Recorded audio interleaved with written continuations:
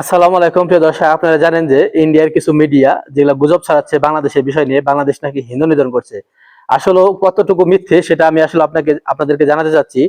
জানেন যে ইন্ডিয়ার ভিতরে আর বাংলার মতো কিছু চ্যানেল আছে, তারা বলে যে আসলে হাস্যকর ব্যাপার যে বাংলাদেশ থেকে লাখ লাখ লোক কলকাতা দিকে আসছে কলকাতা দখলের জন্য, অস্ত্র শস্ত্র নিয়ে এবং হাত রিক্সা নিয়ে। আমাদের দেশে এখন হাত রিক্সা আসলে আছে কিনা, আমার মনে হয় না, আমার জন্মের পর থেকে আমি কখন হাত রিক্সা দেখছি যেগুলো হাত দিয়ে ঠেলে নিয়ে যায়। তো আসলে ওই ধরনের রিক্সা আমি এখনো দেখি নাই।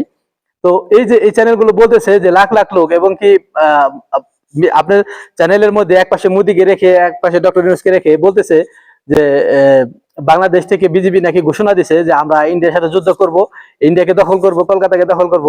এই যে উদ্ভট কথাবার্তা বলে ইন্ডিয়ার ভিতরে জনগণকে খেপে দিচ্ছে, বাংলাদেশের ভিতরে জনগণকে খেপে দিচ্ছে। আসলে এর কোনো ভিত্তি নাই, এর কোনো আসলে কোনো নাই। এগুলো আসলে হাস্যকর। এই সাংবাদিকগুলো আসলে অনেক ঝুকার।